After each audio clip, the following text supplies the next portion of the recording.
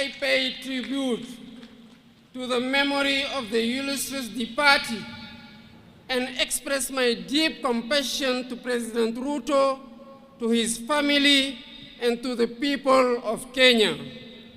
May his soul rest in peace. I would like to thank President Ruto for the warm welcome and all the attention we accorded to me and my delegation since our arrival in this brotherly country, home to the wonders of Masai Mara and Kilimanjaro.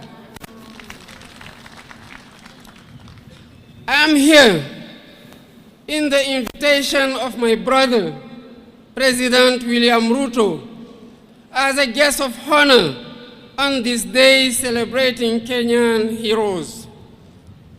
I express my gratitude to him for this gesture that shows the excellent quality of relations between our two countries. I'm also here because I'm deeply committed to the duty of remembrance. Our heroes deserve all honors. They deserve our respect. They deserve our admiration. The celebration of Kenyan heroes who risked their lives fighting for the independence of their country is a great tribute that commands respect and pride. The members of Mau Mau National Liberation Movement suffered fierce repression at the hands of those whose sole aim was to perpetuate the colonial order. Jomo Kenyatta, Achieng Oneko, Bildad Kagia, Fred Kubai, Kangu Kurungwa, Paul Kay, and their companions suffered the worst horrors of the colonial power, leading to the deaths of thousands of Kenyans, countless arrests, torture, and massive internment. Their fate is a reminder that colonial history is not just about enslavement, but also and above all about struggle, dignity, and justice too long delayed. I would like to seize this opportunity to pay tribute to these worthy sons and daughters of Kenya and African whose memory must be etched out into our collective consciousness.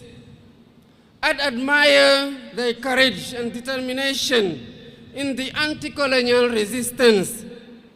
With their blood and sweat, they wrote a great page in the glorious history of liberation. Ladies and gentlemen, colonial repression was not an isolated case in Kenya. We suffered the same in Senegal, where anti-colonial national resistance movements blossomed against the European imperialist powers offensive in Africa. Our fellow countrymen suffered unspeakable repression. For instance, on December 1944 at Charoy Black Barracks, innocent and unarmed Senegalese riflemen, along with their brothers in arms from other African countries, were massacred by the colonial power.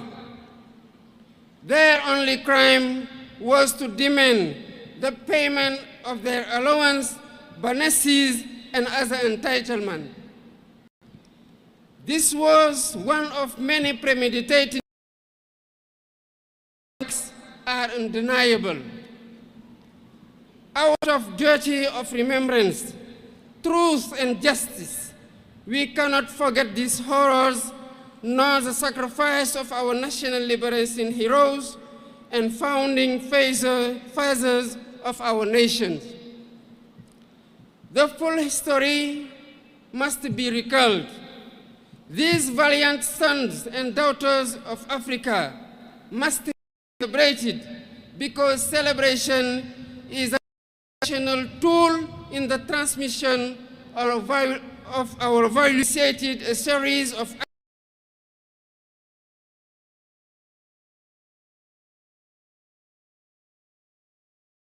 activity to pay tribute to all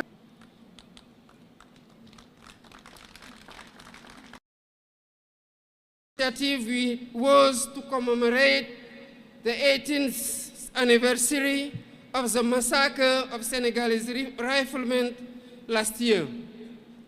We are preparing to mark the second edition on December next in communion with the 16 other troops contributing nations to the regiment commonly known as Senegalese riflemen. To consolidate remembrance initiatives on the African continent, it is vital that we devote energy in our efforts. I am on the view that to reclaim our history of these valiant Africans, we need to take several steps, including, first, open spaces of reverence and remembrance. Build documentation and research centers to keep records, testimonies, and narratives about our heroes, while supporting research and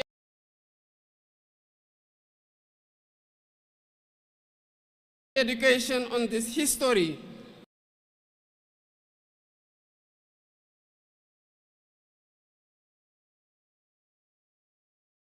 Slavery, colonialism, and wars form and injustice.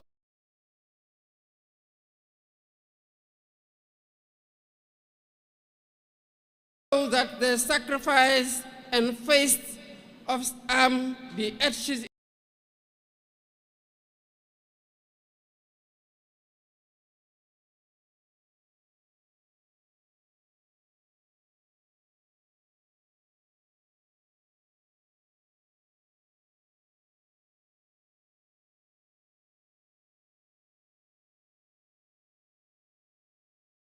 into our daily life.